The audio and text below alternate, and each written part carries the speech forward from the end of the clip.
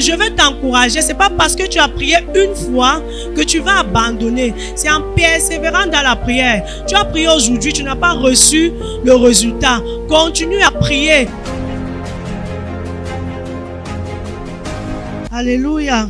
Je nous salue ce matin dans la merveilleuse présence de notre Seigneur Jésus. Ce matin, le Seigneur nous encourage à ne point relâcher dans la prière. Il nous encourage à beaucoup prier. Notre texte de ce matin est tiré dans le livre de Luc 18, à partir de son verset 1. Je le lis avec référence. Jésus leur adressa une parole pour montrer qu'il faut toujours prier et ne point relâcher. Il dit, il y avait dans une ville un juge qui ne craignait point Dieu et qui n'avait d'égard pour personne. Il y avait aussi dans cette ville une veuve qui venait lui dire, fais-moi justice de ma partie adverse. Pendant longtemps, il refusa. Mais ensuite, il dit en lui-même, quoique je ne craigne point Dieu et que je n'ai d'égard pour personne, néanmoins, parce que cette veuve m'importune, je lui ferai justice, afin qu'elle ne vienne pas sans cesse me rompre la tête. On va retourner au Luc 11, qui nous raconte également l'histoire d'un ami. Je vais le lire avec référence. Luc 11, à partir du verset 5. Il a dit encore, si l'un de vous a un ami et qu'il aille le trouver au milieu de la nuit pour lui dire, ami, prête-moi 3 pains, car un de mes amis est arrivé de voyage chez moi et je n'ai rien à lui offrir. Et si de l'intérieur de sa maison, cet ami lui répond, ne m'importune pas, la porte est déjà fermée. Mes enfants et moi sommes au lit, je ne puis me lever pour te donner des pains. Je vous le dis, même s'il ne se levait pas pour les lui donner parce que c'est son ami, il se lèverait à cause de son importunité et lui donnerait tout ce dont il a besoin. Ce qui attire notre attention ici, on voit ici le mot importuné dans le livre de Luc 11, à partir du verset 8. Et on voit également le mot importuné dans Luc 18, à partir de son verset 5. Lorsqu'on lit le verset 6, le Seigneur ajouta, attendez ce que dit le juge inique. Et Dieu ne fera-t-il pas justice à ses élus qui crient à lui jour et nuit, et tardera-t-il à leur égard? Bien-aimés, en tant que chrétiens, nous devions prier avec persévérance.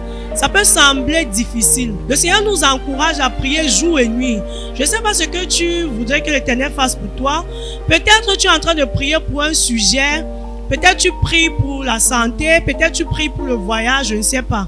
Mais je veux t'encourager, c'est pas parce que tu as prié une fois que tu vas abandonner. C'est en persévérant dans la prière. Tu as prié aujourd'hui, tu n'as pas reçu le résultat. Continue à prier parce que le Seigneur lui dit, lorsqu'on regarde l'histoire de la veuve, elle voulait que le juge inique prenne parti avec. Donc, certainement, on avait eu à prendre, on a pris ses terrains et elle n'avait pas de force. Elle n'avait personne pour venir la défendre. Donc ce qu'elle a fait, c'est retourner vers le juge. Sachant que le juge, lui, ne craignait point Dieu.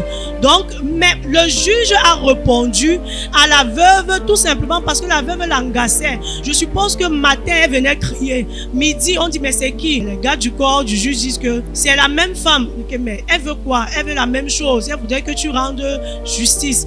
À midi, elle venait crier. Le soir, le juge en avait marre. Il a dit, ok, moi, je préfère lui donner ce qu'elle veut. Je préfère aller lui rendre justice. Pas parce que j'aime trop le faire, non.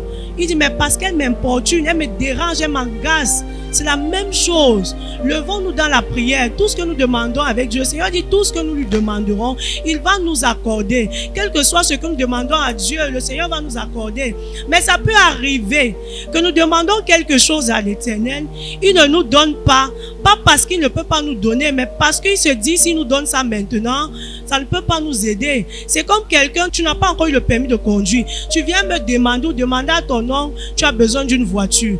Est-ce que tu penses que ton oncle va te donner cette voiture? Non. Il sait que s'il te donne la voiture là maintenant, c'est à tes risques et périls. Ce qu'il va te donner, c'est d'abord un vélo pour que tu ailles pédaler en attendant qu'il trouve de l'argent pour te donner, pour que tu ailles faire le permis de conduire. Mais d'autres personnes vont dire, ah, il ne m'aime pas, il a de l'argent, il a des grosses voitures. Pourquoi il ne peut pas prendre une grosse voiture pour me donner? Alors que tu n'as même pas le permis de conduire, mais tu veux la voiture. Donc ça peut arriver que nous demandons quelque chose à Dieu. Le Seigneur ne nous donne pas parce qu'il ne peut pas nous donner, mais parce qu'il trouve que ce n'est pas encore le meilleur moment. Mais ne relâchons point. Le Seigneur Jésus dit, ne relâche pas, prie beaucoup. Si Jésus lui-même nous interpelle à beaucoup prier, parce que Jésus lui-même priait, notre Seigneur priait. La Bible dit que Jésus priait. Il priait, il se déplaçait là à la montagne, il laissait ses disciples, il priait. Jour et nuit, il se déplaçait là à la montagne, il priait. Maintenant, la montagne pour un enfant de Dieu, ce n'est pas aller dans une forêt et chercher une montagne et tout, non.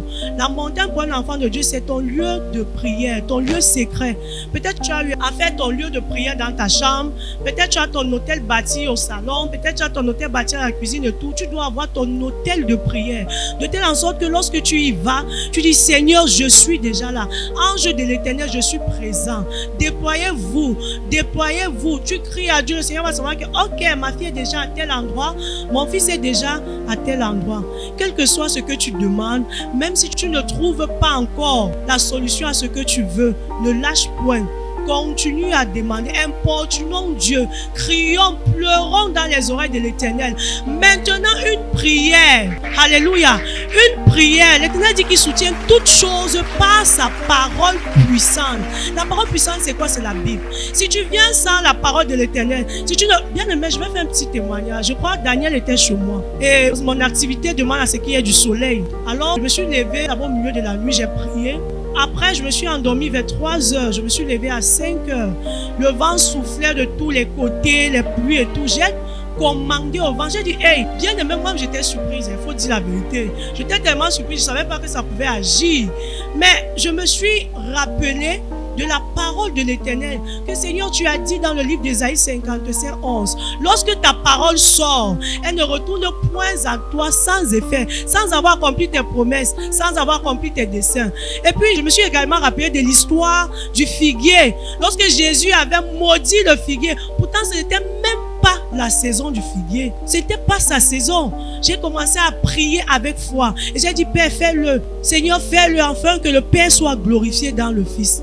Et instantanément, la pluie a stoppé, le soleil est sorti. Et comme pour dire, toute prière sans la parole de Dieu n'est que ruine. Ça ne peut même pas bouger Satan, même pas un peu. Et ce n'est pas aussi également parce qu'on prie, on reçoit qu'on doit relâcher. Non. La Bible dit que Satan rôde. Ça veut dire quand il passe là, il guette, il voit que non, tu es là, il y a le feu. Il passe un autre jour, il guette, il voit il y a le feu. Il ne se décourage pas. Il va toujours rôder pour voir. Jusqu'à ce que ton feu prenne à un niveau, il va dire non mais cette personne-ci, ça va. On va revenir même après 1 an. Après 1 an, il va revenir. J'aimerais dire à quelqu'un que si Satan ne parvient, parce que Satan n'a pas peur de notre prière. Satan a peur de la parole qui accompagne la prière. Satan n'a pas peur de la prière, que Seigneur, s'il te plaît, non. Mais lorsque tu relâches la parole dans ta prière, Satan lui-même a peur. Et j'aimerais également dire à quelqu'un que toute prière sans action de grâce, je peux demander au Seigneur, Seigneur, Seigneur, j'ai besoin que tu me donnes un jet privé. Je ne vois pas encore mon jet, mais je dis, Seigneur, je te bénis parce que j'ai. C'est-à-dire, je me comporte déjà comme une personne qui a ce jet privé. Alléluia. On doit aussi également arrêter de nous plaindre. La plainte, tout ça. Le Seigneur a besoin de nos actions de grâce. Le Seigneur a besoin de ça, même si tu ne vois pas. Ou seulement des cris du Seigneur, je sais. Satan va venir te dire jamais, regarde ton péché, regarde où tu es tombé, regarde. Dis qu'il n'y a pas de souci. Je sais une chose, c'est que le Seigneur m'a purifié. Je sais que je suis sanctifié dans le sang de Jésus. Parce que Satan va toujours utiliser nos pensées pour nous rappeler des choses, pour nous condamner, pour nous écarter. Mais non. Celui-là, il ne connaît pas. Tant que tu connais ton identité, parce qu'en fait, l'ennemi connaît notre identité. Il connaît qui nous sommes. Mais le problème, c'est que nous ne connaissons pas qui nous sommes en Jésus. C'est pourquoi il peut facilement nous atteindre. Mais si déjà nous connaissons qui nous sommes réellement en Jésus, quand il va se lever, bien aimé, tout est spirituel. Moi, je dis, un enfant de Dieu qui veut voir l'accomplissement de ses prières ne doit pas se réveiller à 7 heures. Ne doit pas se réveiller à 8 heures. Non. Tu dois dévancer l'aurore. La Bible parle de jour et nuit. Le jour, c'est quelle heure? La nuit, c'est quelle heure? Alléluia. Bien-aimés, prions beaucoup. Importunons Dieu. C'est Jésus qui nous exhorte. C'est lui qui nous demande de le faire. Si Jésus nous demande de faire cela, c'est parce qu'il sait que si nous appliquons cette parole, on va récolter des meilleurs fruits.